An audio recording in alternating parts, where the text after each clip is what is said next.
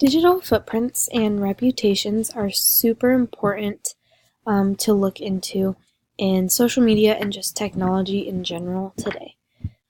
It's important to have a good reputation just in general and portraying yourself in the right way so that others view you in a positive manner. The same goes for that on technology as well.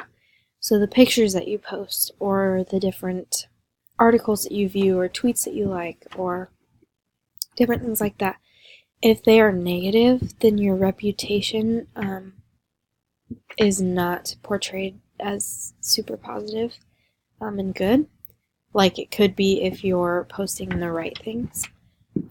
It's super important to know now as a kid that future employers will look at your social media.